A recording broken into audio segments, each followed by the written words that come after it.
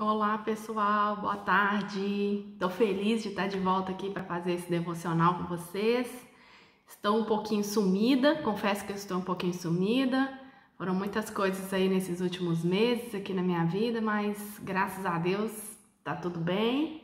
Foram só coisas boas, né? Mas tá tudo bem agora para eu voltar com a rotina, né? Vou até fazer um texto sobre isso aí para compartilhar com vocês.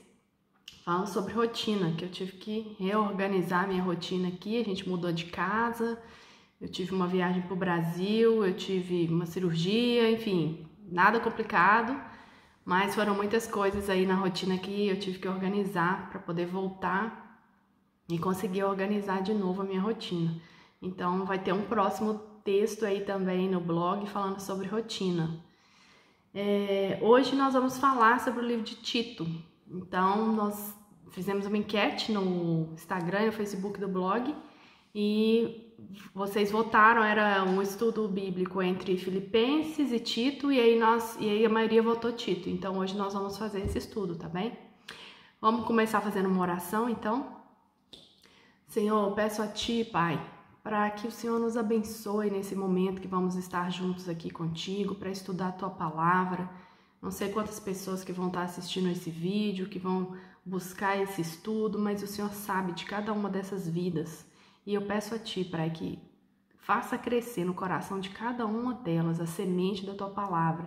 Que o Senhor nos dê conhecimento, que o Senhor nos dê instrução, Pai. Quantas vezes que a gente lê a Bíblia e cada vez mais o Senhor vai trazendo a nossa revelação sobre isso que está escrito. E que este também seja um tempo de revelação, para estudarmos a Tua Palavra e buscar mais de Ti. Espírito Santo, esteja conosco. Eu oro pela graça do nome de Jesus e peço a paz do Senhor que esteja com todos nós. Em nome de Jesus, amém. Gente, então vamos lá. É o livro de Tito, mas eu quero começar lendo com vocês o livro em Gênesis capítulo 1, versículo 28. Eu vou ler aqui para vocês. E Deus os abençoou e lhes disse: sede fecundos, multiplicai-vos, enchei a terra e a sujeitai. Essa é só a primeira parte do versículo. E quero ler também um outro versículo que está lá em Marcos 16, 15. E disse-lhes, ide por todo o mundo e pregai o evangelho a toda criatura. Quem crer e for batizado será salvo. Quem, porém, não crer, quem crer e for batizado será salvo. Quem, porém, não crer será condenado. E no versículo 19, Marcos 16, versículo 19. De fato, o Senhor Jesus, depois de lhes ter falado, foi recebido no céu, assentou-se à destra de Deus. Ou seja, a gente leu em Gênesis 1, estava escrito o que Deus falou para o homem e para a mulher logo que os criou, né? E quando Jesus subiu aos céus para estar novamente, né, junto de Deus, ele fala isso, né? Lá em Marcos 16, fala também lá em Mateus 28, fala: ide, porém, fazei discípulos de todas as nações, batizando-os em nome do Pai, do Filho e do Espírito Santo. Ou seja, a gente sabe, né? Muitos de nós já leram isso aqui na Bíblia e temos a consciência que nós somos responsáveis por fazer discípulos aqui, né? Nessa terra, enquanto estivermos aqui. Então, assim como para Paulo, no caso, que foi quem escreveu a carta de Tito, para nós também isso é verdade. Então, assim, eu quero fazer esse estudo de uma forma um pouco diferente, porque eu quero trazer bem assim para a nossa prática esse livro de Tito. É um livro pequeno, são 3 capítulos só e são poucos versículos. O primeiro capítulo que nós vamos ler juntos aqui hoje são só 16 versículos, é pequeno, né? Creta é uma ilha, foi uma carta de Paulo escrita para Tito, que estava na ilha de Creta, que hoje é uma ilha que pertence ali à Grécia, né? Tá ali na Grécia, uma ilha ali no mar Mediterrâneo. E Tito estava já nessa ilha, ou seja, Paulo já havia estado ali com Tito, e Paulo, uma das viagens dele, escreveu essa carta para Tito, que permaneceu ali nessa ilha. Paulo era um apóstolo de Jesus Cristo, assim como ele se identifica na carta, e ele envia essa carta como umas orientações pastorais para Tito, que era quem estava à frente ali da igreja naquela época, né? Quem Paulo confiou para que estivesse ali. Então, nós vamos ler juntos e aí eu vou comentar os versículos para a gente poder ler com atenção. O povo de Creta naquela época era conhecido entre as outras nações, entre as regiões, como um povo mentiroso, um povo, até tem uma palavra nos estudos que eu fiz, tem uma palavra que chamava cretizo, que era para falar do povo, era uma palavra que assimilava, né? Um povo mentiroso, era o povo cretense. Então, havia um problema ali, né? E Paulo, ele cuidava daquilo que... Ele não simplesmente ia, eu vou deixar Tito aqui e aí tchau, vou fazer minhas viagens e tchau. Não, Paulo tinha uma preocupação, ele tinha aquele cuidado, né? De colocar o Tito ali naquela responsabilidade, assim como foi com Timóteo, mas de dar a estrutura, dar o apoio, dar toda aquela instrução, né, que Tito precisava para continuar o trabalho que estava sendo feito ali, de evangelização nas igrejas. Então nós vamos começar a ler aqui o versículo 1, né, o capítulo 1. Hoje esse vídeo a gente vai falar sobre o capítulo 1, depois vão ter os outros vídeos falando capítulo 2 e capítulo 3. No capítulo 1, vou ler para vocês. Eu, Paulo, ou seja, quem escreveu a carta, escrevo de Deus e apóstolo de Jesus Cristo, escrevo esta carta. Fui enviado para fortalecer a fé daqueles que Deus escolheu para ensinar-lhes a verdade que mostra como viver uma vida de devoção. Ou seja, aqui nesse primeiro versículo, está falando quem escreveu a carta, quem enviou ele ali, que foi Jesus, né, de quem que ele era apóstolo e discípulo, né? Ele fala escravo de Deus e apóstolo de Jesus Cristo. Ele fala para que ele foi enviado para fortalecer a fé. E fala ensinar-lhes a verdade. Ou seja, aqui ele já está falando algo que uma palavrinha que chama bastante atenção para um local onde as pessoas são conhecidas como os mentirosos. Ele já chega logo falando no primeiro versículo, verdade. Verdade, ensinar a verdade, que mostra como viver uma vida de devoção. No segundo versículo, ele já começa citando de novo. Essa verdade lhes dá esperança da vida eterna, que Deus, aquele que não mente, ou seja, além dele falar verdade, ele ainda fala de novo, de Deus que não mente, né? Ele quer reafirmar isso, porque os cretenses tinham aquela coisa dos deuses que eles acreditavam antes e tudo, e eram deuses pagãos e que não confiavam, né? Não eram fiéis, honestos, justos, sinceros, verdadeiros, como é o nosso Deus.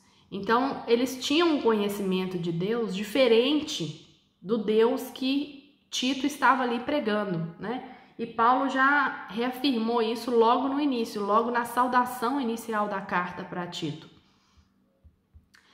Versículo 3, e agora, no devido tempo, ele revelou essa mensagem que anunciamos a todos. Ou seja, o que Paulo está fazendo?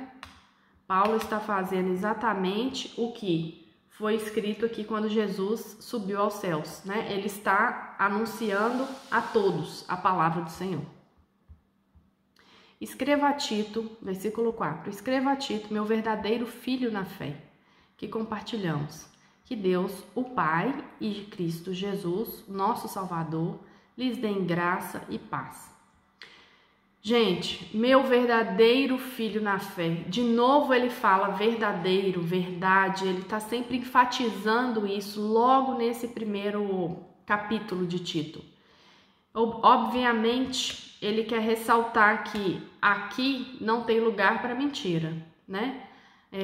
Eu vou até deixar o link aqui, se vocês não leram ainda, tem a oportunidade de entrar no blog e ver o devocional O Pai da Mentira, que a gente fez quando fizemos o estudo de Provérbios, que também vai ajudar vocês, né, a entenderem um pouco mais sobre quão problemático é essa questão da mentira e como que Paulo estava ali querendo ajudar Tito a resolver essa situação, querendo passar instruções para Tito resolver essa situação. Então ele enfatizava bastante isso logo no início, né? Aqui em 4 versículos, que são os versículos iniciais do capítulo 1, ele fala a palavra verdade ou verdadeiro, ele fala, se não me engano, 5 vezes. Ele fala 3 vezes. E no capítulo todo ele usa essa palavra 7 vezes. E depois ele continua aqui no capítulo 5. O trabalho de Tito em Creta. Deixei-o na ilha de Creta para que você completasse o trabalho. Ou seja, Paulo foi lá, iniciou esse trabalho com Tito, né? Quando ele esteve lá com Tito. E ele deixou Tito lá para que Tito concluísse um trabalho que ele começou junto com ele. Aqui nesse versículo 5, Paulo está relembrando, reafirmando a função de Tito ali na ilha. Versículo 6. Vou ler o 5 de novo. Deixei na ilha de Creta para que você completasse o trabalho e nomeasse presbíteros em cada cidade, conforme o instruía. Ou seja, ele estava ali pregando a palavra, instituindo a igreja, né, falando de Jesus, da esperança da vida eterna, de um Deus verdadeiro que não mente e que, a partir do filho, né, chamando o Tito de filho. E ele fala, então, daqueles líderes, né, daquelas pessoas que Tito deveria instruir ali. O presbítero deve ter uma vida irrepreensível, deve ser marido de uma só mulher e seus filhos devem partilhar de sua fé e não ter fama de devassos nem rebeldes. Gente, olha que interessante. Quando ele está falando, quando Paulo fala a Tito em relação ao presbítero, ele fala em relação à família do presbítero. E isso é o que eu quero focar aqui nesse estudo. Eu quero focar em como a carta de Tito, a carta que Paulo escreveu para Tito, pode nos ensinar dentro da nossa família. Ele não fala que ele tem que ser um trabalhador, que ele tem que ser isso ou aquilo. A primeira coisa que ele fala é da família. Olha, o presbítero deve ter uma vida irrepreensível. E aí logo ele fala, deve ser marido de uma só mulher. Ou seja, ele está falando de um homem casado. E ele fala, e seus filhos devem partilhar da sua fé e não ter fama de devassos nem rebeldes. Gente, olha como é que isso é lindo.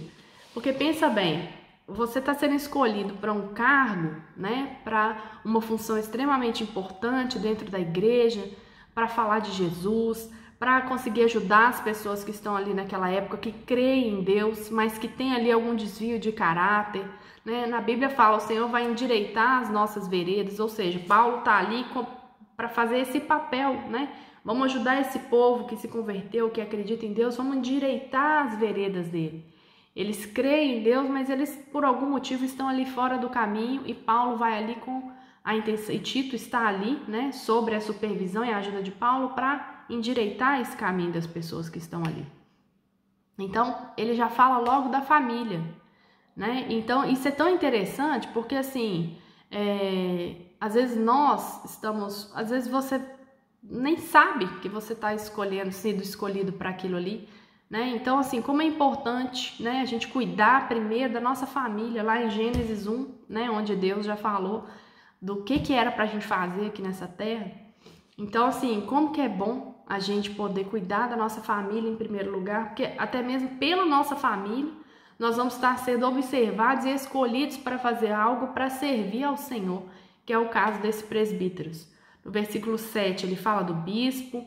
No versículo 8, ele fala, deve ser hospitaleiro e amar o bem. O que é uma pessoa hospitaleira, gente? Eu vou falar para vocês que eu confesso que eu sei o que é uma pessoa hospitaleira, porque a minha casa sempre viveu cheia de gente, papai e mamãe sempre gostaram de receber muitas pessoas, e eu sou de Minas, né? Mineiro, uai. Gosta de receber gente, gosta de fazer comida, gosta da casa cheia. E então, assim, cresci numa família de pessoas hospitaleiras. Minhas tias que moram no interior, extremamente hospitaleiras. Então, assim, a minha família é uma família muito hospitaleira. Então, assim, Deus abençoe que eu consiga pegar o máximo aí dessa parte para poder passar para os meus filhos, para ensinar para eles, né? Porque isso é algo muito importante. Versículo 8, continuando no versículo 8, devem viver sabiamente, ser justo e ter uma vida de devoção e disciplina. Versículo 9, deve estar plenamente convicto da mensagem, ou seja, é alguém que não tem dúvida, é alguém que tem certeza daquilo que já foi ensinado para ele. E quando ele fala de ensinar, não tem como você ensinar se não tiver outra pessoa. Então, obviamente, que aqui ele está falando de gerações, não é? Porque assim, eu vou ensinar a Sara, ou seja, já é outra geração. O Diego vai ensinar o Daniel, já é outra geração. Né? Um pai vai ensinar para um filho, um irmão vai ensinar para um irmão. Então, assim, isso vai passando de geração em geração. Então, Paulo vai deixar um legado, vai dar certeza na continuidade daquilo que foi passado ali, na importância da palavra, em crer. Né? Então, ele está falando de uma pessoa plenamente convicta. Ele é tão enfático nisso, né? Plenamente convicto da mensagem fiel. Ou seja, não é qualquer mensagem, é uma mensagem que é fiel, que é verdadeira, que é pura, que é perfeita, né? Que é a mensagem de Jesus, né, gente? Fala sério, que é mensagem mais perfeita e fiel do que essa? Não tem. A nossa Bíblia aqui, eu agora, gente, tô bem equipada, olha, tô com 2 Bíblias aqui estudando, mais uma aqui na tela do computador para fazer esse estudo, porque é maravilhoso a gente poder ler a palavra de Deus, a gente aprende tanto, né? E na nossa vida também é assim. Então, assim, por isso que eu tô falando que eu quero trazer isso mais para um lado prático, porque o que acontece? O importante mesmo é a gente seguir, tentando colocar em prática aquilo que a gente está aprendendo, não simplesmente ler, né? A Bíblia não é um livro para a gente ler como um romance, como uma revista. A Bíblia é um livro para a gente ler e meditar e tentar colocar em prática aquilo que está escrito ali. Versículo 9, continuando. Deve estar plenamente convicto da mensagem fiel que lhe foi ensinada, de modo que possa encorajar outros. Ou seja, eu recebi um ensinamento de alguém, estou convicta, plena nesse ensinamento, e vou encorajar os outros com um verdadeiro ensino. Ou seja, Paulo quer ter certeza de que a pessoa que está sendo escolhida para preparar aquilo ali, ela está convicta, ela está plena, ela está preparada para fazer aquilo. Então a mensagem que vai ser passada, ela vai ser passada de forma adequada, de forma correta, de forma profunda. Versículo 10. Pois há muitos rebeldes que promovem conversas inúteis e enganam as pessoas. Refiro-me especialmente àqueles que insistem na necessidade da incircuncisão. Versículo 11. É preciso fazê-los calar, pois com seus ensinamentos falsos, ou seja, nós temos aqui um paralelo. Tem pessoas que Paulo está escolhendo, está orientando o Tito ali, para que sejam pessoas verdadeiras, convictas, plenas, para passar esses ensinamentos. E do outro lado da balança tem o quê? Pessoas com ensinamentos falsos. E aí, de novo, ele fala, gente, olha, desviando famílias inteiras da verdade. Então, assim, olha a importância da família. Essa carta aqui é uma carta que foi escrita com objetivo pastoral, com objetivo, de falar dos presbíteros, do bispo, do pastor, né? Tito estava ali com uma função de pastor para aquela igreja, para aquelas pessoas que estavam recebendo a palavra ali na ilha de Creta. Mas olha como essa carta é importante para a nossa família, né? Então, assim, vamos pegar as verdades que estão aqui e trazer isso para dentro da nossa casa, dentro do nosso lar. Então, assim, vou dar um exemplo rápido aqui que vem na minha cabeça. Hospitalidade, né? Ser uma pessoa hospitaleira, receber bem as pessoas na sua casa e amar o bem. Isso é algo que está falando aqui que a gente tem que tentar colocar em prática dentro da nossa casa. Então, não é só uma carta que foi feita para a igreja. É uma carta que foi feita para a igreja, sim, mas que tem ensinamentos que podem ser aplicados dentro do nosso lar. Nossa igreja, nossa casa tem que ser uma igreja, né? Nossa casa tem que ser um ambiente de paz, de amor, e nós temos que, acima de tudo, tentar colocar isso em prática. Versículo 12. Até mesmo um deles, profeta nascido em Creta, disse: os cretenses são mentirosos, animais cruéis, comilões, preguiçosos. Ou seja, além de mentirosos, falam que eles eram cruéis, comilões e preguiçosos. Ou seja, uma das coisas que Deus não gosta, né? Tá lá no estudo do pai da mentira, tá falando da língua mentirosa, né? Tá chamando eles, ou seja, eles eram tão cruéis que está comparando ele a animais, né? Animais cruéis. Ou seja, um dos pecados também da carne, né? A preguiça, a comilança. Então, ou seja, esse povo ainda era conhecido por esses pecados carnais aí, né? Por esses problemas que tinham ali, que vem da cultura daquele lugar. E Paulo afirma isso no versículo 3. E isso é verdade, ou seja, alguém anda falando isso, né? Um profeta aí, nascido em Creta, fala isso, e isso é verdade. Então, ou seja, é um problema. Gente, como é bom, sabe o que é bom? É bom demais, porque assim, Deus, quando Ele dá visão pra gente no problema, por exemplo, eu tô enfrentando um desafio aqui na minha casa. E enquanto você não tem assim a clareza sobre que problema é esse, fica difícil de você resolver, né? Mas a partir do momento que Deus te dá a direção, você fala, gente, é isso. Como é que eu não tinha percebido isso antes? Como é que eu não tinha notado isso antes? Eu tenho uma dificuldade de descansar. Porque assim, lá em casa papai e mamãe sempre trabalhou muito a vida inteira. E o descanso para eles, assim, eu não me lembro de ter visto minha mãe deitada no sofá descansando.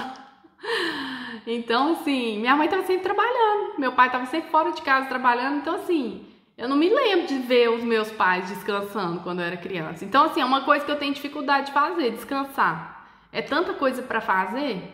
E logo que eu cheguei do Brasil, o meu pastor lá da igreja pregou sobre descanso. E eu...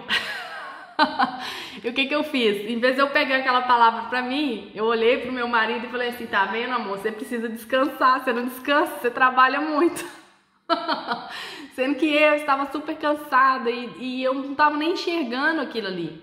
Então, assim, é difícil da gente ver um problema e essa falta do descanso começou a me atrapalhar em outras áreas aqui na minha casa, né? Falando da rotina, isso vai ser para outro vídeo, para outra hora, que eu não estava enxergando que meu problema era o descanso, né?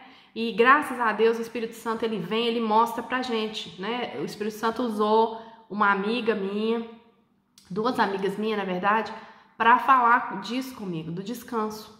Então, assim, aqui no livro de Tito, eu estou dando esse exemplo da minha vida pessoal.